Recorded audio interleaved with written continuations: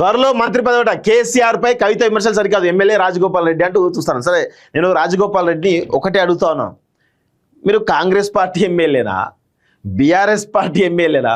పాపం రేవంత్ రెడ్డి ఏమో కష్టపడి బీఆర్ఎస్ను ఏదో ఒక నరేటివ్ బిల్డ్ చేసి ఏదో ఒక డ్రామా ప్లే చేసి బీఆర్ఎస్ను తెలంగాణలో వీక్ చేద్దామని ప్రయత్నిస్తూ ఉంటే, రాజగోపాల్ రెడ్డి లాంటి వాళ్ళేమో కేసీఆర్కు వత్తాసు పలుకుతూ ఉన్నారు.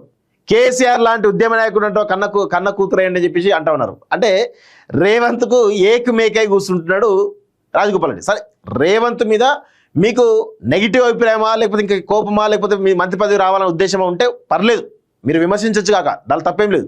కానీ ప్రతిపక్షానికి బలం చేకూర్చేలా, బీఆర్ఎస్ పార్టీ బలపరిచేలా మీ వ్యాఖ్యలు చాలా స్పష్టంగా కనబడుతుంది. ఇక మీకు మంత్రి పదవి ఎందుకు ఇవ్వాలి అంటే, ఈయన బెదిరిస్తే మంత్రి పదవి ఇస్తారనేటువంటి దానిలో ఉన్నట్టు కనబడతా ఉంది. మరి రేవంత్ రెడ్డి గారు ఈ బెదిరింపులో లొంగి కోమటిరెడ్డి రాజగోపాల్ రెడ్డికి మంత్రి పదవి ఇస్తాడా, లేకపోతే ఇంకేమైనా మరి ఇట్లే మంత్రి పదవి కూడా తాత్సారం చేస్తాడా చూడాల్సిన అవసరం అయితే ఉంది. ఇది చాలా స్పష్టంగా కోమటిరెడ్డి రాజగోపాల్ రెడ్డి వ్యాఖ్యలు ఏవైతే ఉన్నాయో చాలా స్పష్టంగా కేసీఆర్కు బలం ఇచ్చేలా కనబడుతున్నాయి. కేసీఆర్ ఒక గొప్ప మనిషిగా ఆయన చెప్పేట ప్రయత్నం చేస్తున్నాడు. సో ఇది రేవంత్ రెడ్డికి కొరకరాని కొయ్యగా రాజగోపాల్ రెడ్డి తయారవుతుడు. మంత్రి పదవి ఇస్తే ఇవేం కామెంట్స్ ఉండవు. మంత్రి పదవి ఇస్తారని చెప్పేసి ఎవరన్నా ఏసు చెప్పంగానే నోరు మొత్తం కట్టేసుకుంటాడు.